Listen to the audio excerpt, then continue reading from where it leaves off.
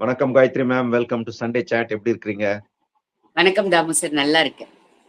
தமிழக அரசியல் களம் அப்படியே ஒரு சூடு பிடிச்சு போயிட்டு இருக்குது. நம்ம கடந்த சில மாதங்களா சொல்லிட்டு இருக்கோம். மக்கள் மாற்றத்திற்காக ஒரு வாக்களிச்சாங்க. அந்த மாற்றம் வருதா இல்லையா அப்படிங்கிறது போக போக தான் தெரியும் அப்படின்னு. ஆனா இப்ப நடக்கிறதெல்லாம் பார்த்தா இந்த மாற்றத்தை தான் மக்கள் எதிர்பார்த்தாங்களா அப்படின்ற ஒரு ஆச்சரியமா இருக்கு. நிறைய அதாவது தமிழகம் முன்னேறிய மாநிலம், எல்லாத்துலயும் நாங்க தான் முதலிடம் அப்படின்னுவாங்க. ஏன்னா பல வருஷங்களுக்கு முன்னாடி பாத்தீங்கன்னா அந்த திருமங்கலம் ஃபார்முலா அப்படின்னு ஒரு ஃபார்முலாவை இன்ட்ரோடியூஸ் பண்ணது தமிழகம். சோ அந்த பெருமை தமிழகத்துக்கு தான் சாரும். அது அப்படியே டெவலப் ஆகி பட்டி formula, laddu formula, tiffin box formula அப்படின்னு பல ஃபார்முலாக்கள் வந்தது.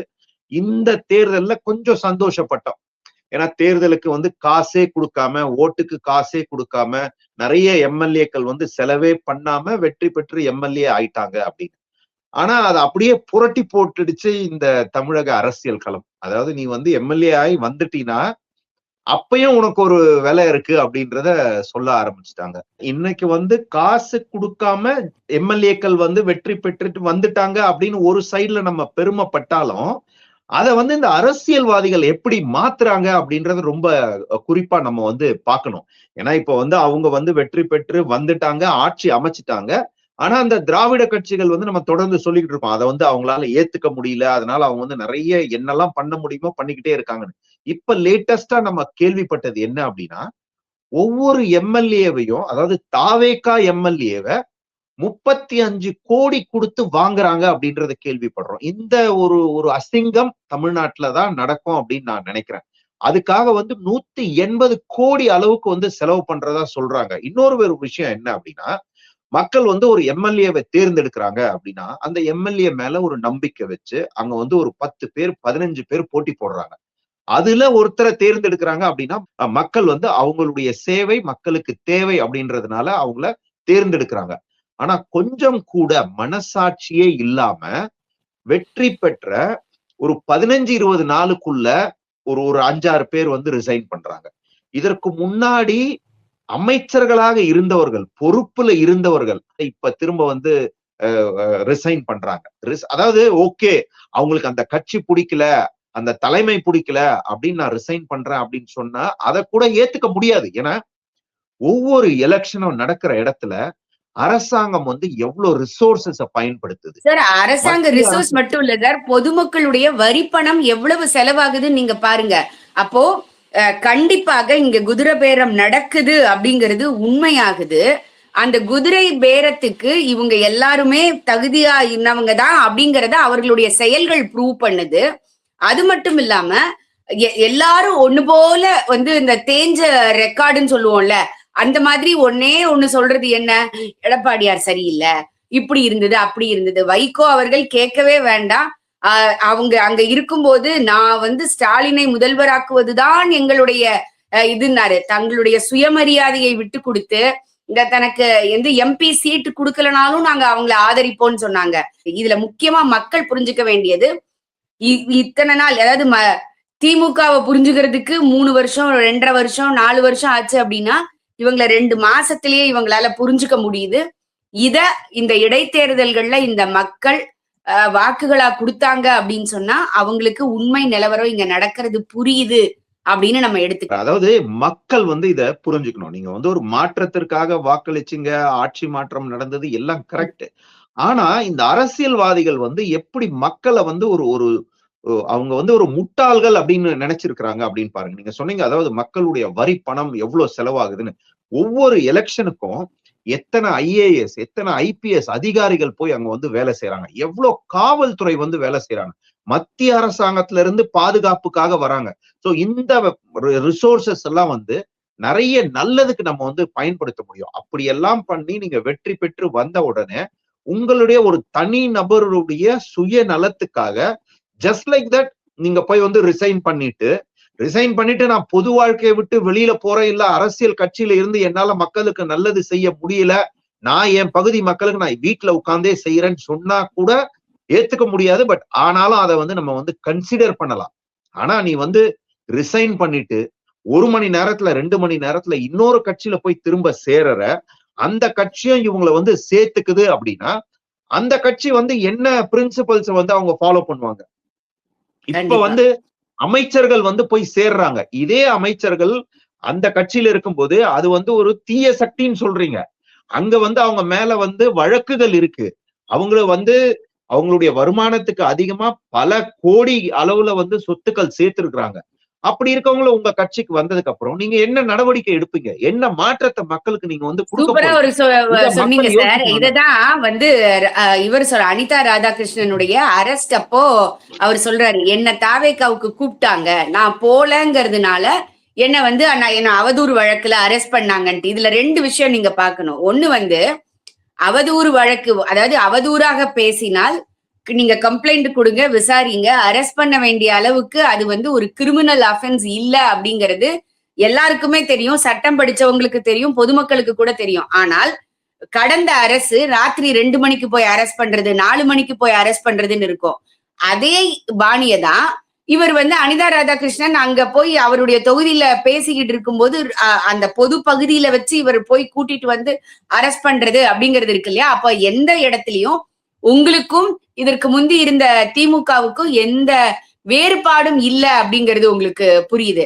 அதாவது இததான் மக்கள் புரிஞ்சுக்கணும். நீங்க சொல்றீங்க திமுகவுக்கும் இப்ப ஆட்சியில் இருக்கக்கூடிய கட்சிக்கும் எந்த வேறுபாடும் இல்லை அப்படிங்கிறத மக்கள் புரிஞ்சுக்கணும். ஏன்னா மக்கள் என்ன நினைச்சாங்க, இவ்வளவு நாள் வந்து திராவிட கட்சிகள் இருந்தது, திமுக ஆட்சி பண்ணுச்சு, அதிமுக ஆட்சி பண்ணுச்சு, அவங்க வந்து மக்களுக்கு ஒரு நல்லதை செய்யல, மக்களை தொடர்ந்து ஏமாத்துனாங்க அப்படின்னு மனசுல அந்த மாற்றம் வந்ததுனாலதான் ஒரு புதிய சக்தி வேணும் அப்படின்றதுக்காக இந்த கட்சியை வந்து தேர்ந்தெடுத்தாங்க. நம்ம வந்து தொடர்ந்து இந்த கட்சியை நான் பிளேம் பண்ண விரும்பல. ஆனா மக்கள் வந்து யோசிக்கணும். இன்னைக்கு இந்த ஒரு 10 எம்எல்ஏக்கள் வந்து ரிசைன் பண்ணிருக்காங்கன்னா திரும்ப அவங்க அதே பகுதியில போட்டி போடும்போது மக்கள் நீங்கள் உண்மையிலேயே சிந்திக்கக்கூடிய திறன் இருக்கக்கூடிய ஒரு நல்ல தமிழ் மக்களாக இருந்தா யோசிக்கணும். அவங்களுக்கு வந்து நீங்க வாக்களிக்க கூடாது. அவன் எந்ததான் நல்லதை பண்ணட்டுமே, அவன் என்னதான் வந்து சுத்தமானவன் சொல்லி உங்களுக்கு வந்து உங்களுடைய பகுதியில வந்து அவன் அவ்வளவு நல்லதை பண்ணி பகுதி ஃபுல்லா பாலாரும் தேனாரும் ஓடும், ஓட வைப்பேன் அப்படி அப்படின்னு தமிழ்நாட்டுல எந்த தொகுதியும் ஓடலங்கிறது மக்களுக்கு தெரியும் சார். அனிதா ராதாகிருஷ்ணன் அரசு அப்ப சொல்றாரு, என்ன தாவேகாவுக்கு வர சொன்னாங்க, நான் வரலன்ட்டு. அதுக்கு அமைச்சர், மின்சாரத்துறை அமைச்சர் பதில் சொல்றாரு, உங்களை மாதிரி ரவுடி எல்லாம் நாங்க வந்து கட்சியில நீங்க தவம் இருந்தாலும் சேர்த்துக்க மாட்டோம். ஏன்னோ அவங்க கட்சியில எல்லாம் சுதந்திர போராட்ட தியாகிகள் இருக்கிற மாதிரி. கஞ்சா கேஸ்ல ஒருத்தருக்கு மிகப்பெரிய விசாரணை பண்ணணும்னு ஒரு இடத்துல நிக்கிறாங்க. சொந்த அண்ணன் அண்ணிய வீட்டுக்குள்ள போய் அடிச்ச வழக்குல நாம பேசிட்டு இருக்கிற நாளுக்கு முந்தின நாள் புதுச்சேரி கோர்ட்ல நிதியமைச்சர் போய் ஆஜராக போறாரு.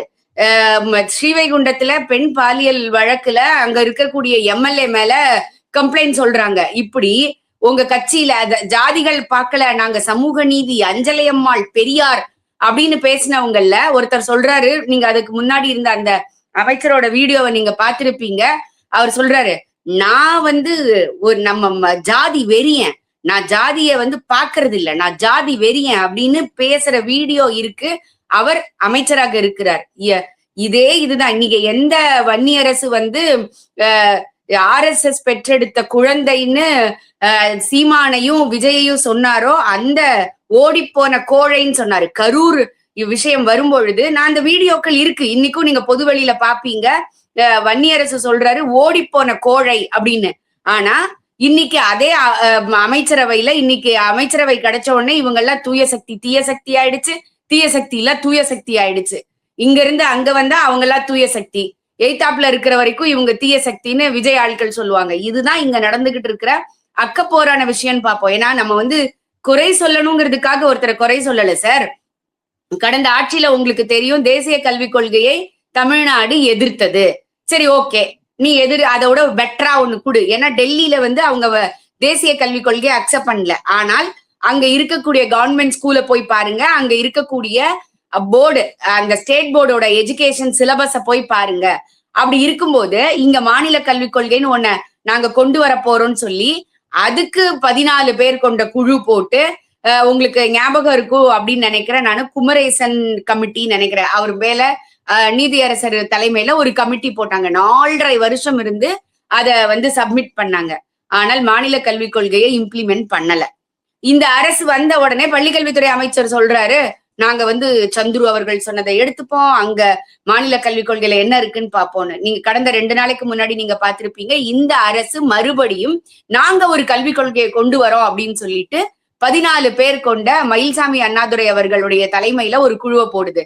அப்ப நீங்கெல்லாம் அரசியல் பண்றதுக்கு மக்களோட வரி பணத்தை எப்படி வேணா இறைக்கலான்ற ஒரு முடிவு தானே? இல்ல, இது வந்து அரசியல்வாதிகளோட முடிவு, அரசியல்வாதிகளுடைய மனநிலை. இத வந்து மக்கள் தான் வந்து புரிஞ்சுக்கணும். ஏன்னா மக்கள் வந்து எவ்வளவு நீங்க வந்து ஏமாந்துகிட்டே இருந்தாலும் இவங்க வந்து ஏமாத்ததான் செய்வாங்க. ஒன்லி திங் அந்த டிசைன், அந்த பேட்டர்ன் தான் வேற மாதிரி இருக்குது. சோ அவன் வந்து வேற ஒரு டிசைனா ஏமாத்துறான், இதுக்கு முன்னாடி ஏமாத்தினவன் வேற ஒரு டிசைனா ஏமாத்திக்கிட்டு இருந்தான். சோ மக்கள் இதுல வந்து ஏமாறக்கூடாது. நான் திரும்ப சொல்றது என்னன்னா, இந்த எம்எல்ஏக்கள் எங்க வந்து ரிசைன் பண்ணாங்களோ அங்க வந்து இடைத்தேர்தல்னு வரும்போது இந்த எம்எல்ஏக்களை உண்மையிலேயே மக்கள் வந்து மாற்றத்தை தேடக்கூடிய மக்களாக இருந்தா, சிந்திக்க திறனுடைய தமிழ் மக்களாக இருந்தா இவங்களை வந்து தோக்கடிக்கணும். அவன் எந்த கட்சியில போட்டி போட்டாலும் பரவாயில்ல. ஏன்னா இப்படி இருக்கிற ஒரு ஆள் வந்து எங்க போனாலும் அவன் வந்து தூய சக்தியா ஆக முடியாது. அந்த மாதிரியான ஆட்களை வந்து நீங்க தோற்கடிக்கணும். ஏன்னா நீங்க தான் தேர்ந்தெடுத்தீங்க அவனை வந்து ஒரு 3 மாசத்துக்கு முன்னாடி உங்களுடைய எம்எல்ஏவா வேணும்னு சொல்லி எதிர்த்து போட்டிட்ட எல்லாருக்கும் ஓட்டு போடாம இவன் தான் நல்லவன், இவன் தான் எனக்கு வேணும்னு நீங்க வந்து ஓட்டு போட்டு எடுத்திருக்கீங்க. அதுக்கு ஒரு மரியாதை கொடுக்காம, உங்களுடைய வாக்குகளுக்கு மரியாதை கொடுக்காம, ஜஸ்ட் லைக் தட் அவன் வந்து டிசைட் பண்ணி நான் போய் ரிசைன் பண்றேன்னு ரிசைன் பண்ணிட்டு வந்துட்டு அடுத்த நாளும் வந்து அதே பகுதியில நான் போட்டி போடுறேன் அப்படின்னா அவனுக்கு எவ்வளவு தைரியம் இருக்கும்? அதாவது இது வந்து அரசாங்கமும் இதை வந்து யோசிக்கணும். அதாவது நம்மளுடைய சட்டங்களும் மாற்றம். இந்த மாதிரி வந்து ரிசைன் பண்றவன் அடுத்த 15 வருஷத்துக்கு போட்டியே போடக்கூடாது, கவுன்சிலரா கூட போட்டி போடக்கூடாது. மக்களால் தேர்ந்தெடுக்கக்கூடிய எந்த ஒரு பதவிக்கும் அவன் வந்து போட்டி போடக்கூடாது அப்படிங்கிற ஒரு சட்டம் வரணும். ஏன்னா அவன் தேர்ந்தெடுத்திருக்கிறாங்க. நீ 5 வருஷம் எம்எல்ஏவா இருக்கணும். உனக்கு அந்த கட்சி பிடிக்குதோ இல்லையோ எம்எல்ஏவா இருக்கலாம் இல்ல, சட்டசபைக்கு போ, 5 வருஷம் போ, உன் மக்களுக்காக குரல் கொடு. எனிவே அவன் சார் அப்படி இருந்திருக்காங்க சார், அப்படி இருந்திருக்காங்க சார். தேமுதிகல இருந்து ஒரு பெரிய குரூப் அதிருப்தி அடைஞ்சது.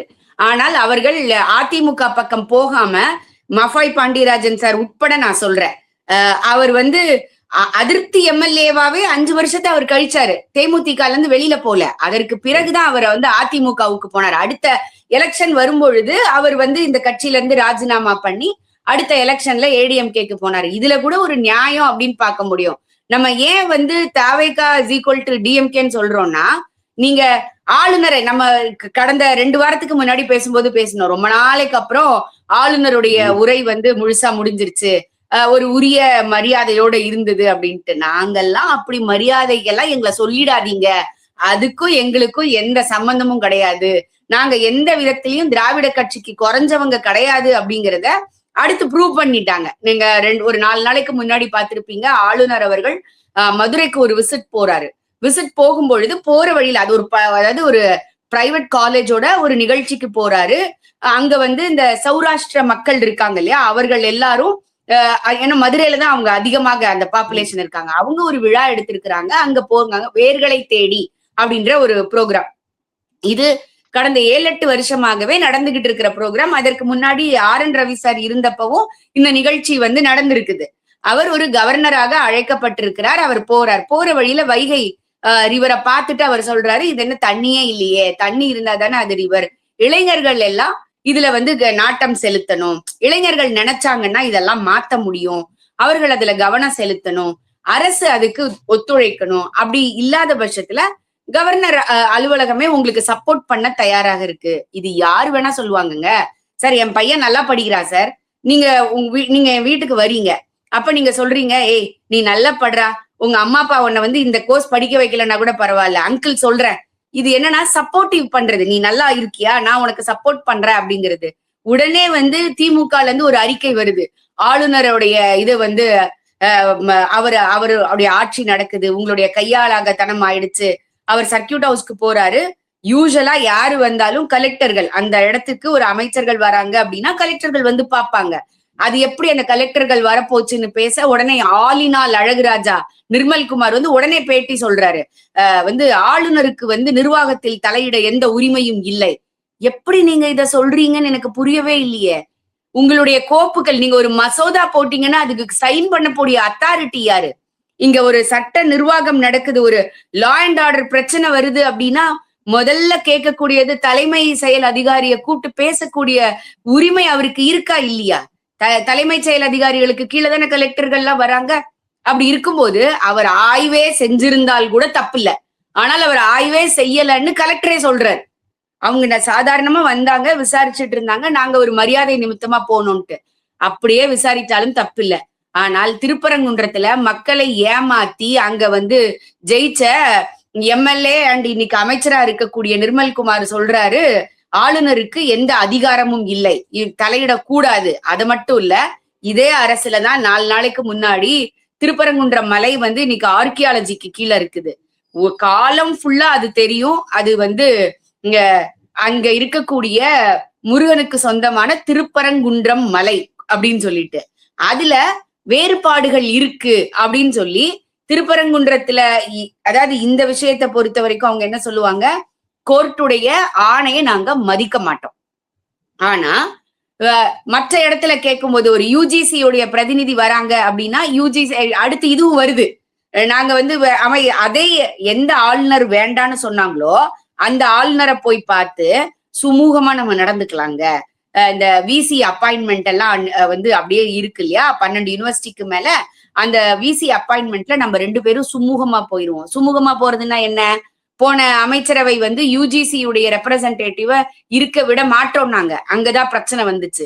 இந்த சுமூகம்னா நான் அதை சொல்றேன், நீ கண்டுக்காம இரு அப்படின்னு ஆளுநர்கிட்ட சொல்றதா? யோசிச்சு பாருங்க. அப்போ எவ்வளவு முன்னுக்கு பின்னா முரணாக இருந்திருக்கிறாங்க அப்படின்னு நம்ம பார்க்கணும்.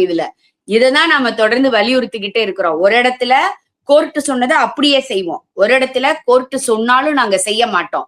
ஏன்னா நாங்க தமிழ்நாடு, நாங்க தனி நாடு. இந்த அளவுக்கு இன்னைக்கு இவங்க பேசுறதுக்கு ஆயிருக்காங்க. திமுக 60 ஆண்டு காலமாக என்ன பேசியதோ, கடந்த 5 வருஷமாக என்ன பேசியதோ அதை இவர்கள் 2 மாசத்துல பேச ஆரம்பிச்சுட்டாங்க. அப்படிங்கிறத மக்கள் தயவு செஞ்சு கூர்மையா கவனிக்கணும். இதுலதான் முக்கியத்துவம் இருக்கு. ஏன்னா இன்னைக்கு கிட்டத்தட்ட 10 இடங்கள் இடைத்தேர்தலுக்கு தயாராக இருக்குது. எம்எல்ஏ சீட்டு காலியாகி இருக்குது, அறிவிக்கப்பட்டிருக்கு. மக்கள் உடனடியாக இதற்கு பதில் சொல்லல அப்படின்னு சொன்னா, ஏன்னா இன்னைக்கே அனுபவிக்க ஆரம்பிச்சுட்டாங்க. நீங்க இந்த அரசு வந்த நாள்ல பார்த்திருப்பீங்க, சென்னை வாசிகள் தான் பெரும்பான்மையான இடங்கள் அவங்களுக்கு முழுக்க முழுக்க கிடைச்சது சென்னை பகுதி தான்.